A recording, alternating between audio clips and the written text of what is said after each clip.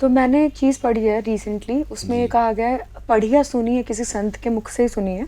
तो उन्होंने कहा है कि जब एक औरत गर्भवती होती है तो उसे इस प्रकार का आचरण करना चाहिए, मतलब दिन में सिर्फ अन्न का एक ही बार भोग करना चाहिए और बाकी समय सिर्फ फल खाने चाहिए। और वेदों का और भागवतम का, श्री महाभागवतम, भगवत गीता और जितने भी रामायण महाभारत है, इन सब का आचरण करना चाहिए, मंत्रों का जाप करना चाहिए।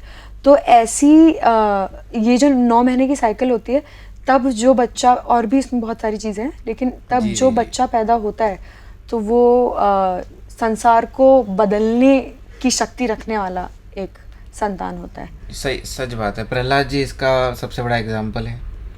इवन अभिमन्यु भी इसका एग्जाम्पल है। बहुत से लोग, छत्रपति शिवाजी महाराज है जी, वीर महाराणा प्रताप जी है।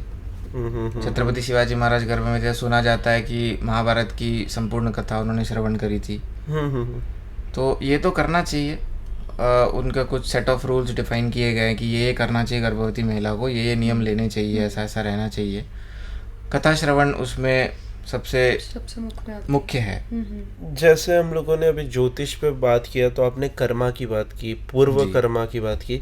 मेरे को है ना, आप ये समझा सकते हैं कि पूर्ण जन्म को कैसे देखा जाता है और एग्जैक्टली क्या लिखा है शास्त्रों में, या जो हमारी पुरानी किताबें हैं उनमें कैसे डिफाइन किया गया है उनको? पूर्व जन्म की जो इच्छाएं होती है शेष, या पूर्व जन्म के जो शेष कर्म होते हैं, या इच्छाएं आप बोल लो, वो पूरी करने के लिए ये करंट लाइफ लिया गया है। ऐसा कहा गया है कि आप ये लाइफ में आए हो, वरना आप मुक्त आत्मा होते, आप मुक्त हो जाते, आप धारण ही नहीं करते। अगर आपकी आत्मा सेटिस्फाइड हो जाती तो आप अभी जन्म नहीं लेते। सेटिस्फाई होने के अलावा ये भी आवश्यक है कि जितने कर्म रीपे करने हैं, वो अगर रीपे हो गए होते तो भी हम यहाँ नहीं होते। तो दो चीज़ों का अमालगमेशन है। इसीलिए महापुरुषों ने कहा है कि संतोष ही परम धन है। अगर आपके पास संतोष है तो ठीक है, या तो आप इच्छाओं को मार दो या इच्छाएं आपको मार देगी। तो आपको अगला जन्म लेना पड़ेगा अगर आपकी इच्छाएं शेष है।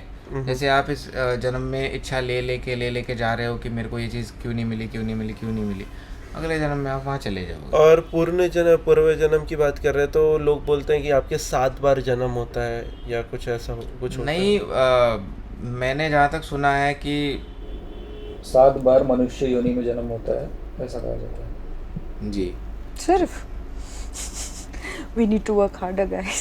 84 लाख योनियों में पार होने के बाद मनुष्य जन्म मिलता है, ये कहा जाता है। तो बहुत कृपा करके भगवान मनुष्य जन्म देते हैं। और कई संतवाणी में आपको मिलेगा कि मनुष्य जन्म को बर्बाद नहीं करना चाहिए। मनुष्य जन्म जो है वो भगवत प्राप्ति के लिए ही मिला है, क्योंकि बाकी जो भी जीव है, बाकी जो भी योनियाँ हैं, बाकी लोगों में जो रहते हैं, वो उनको भजन करने का अधिकार होता नहीं है।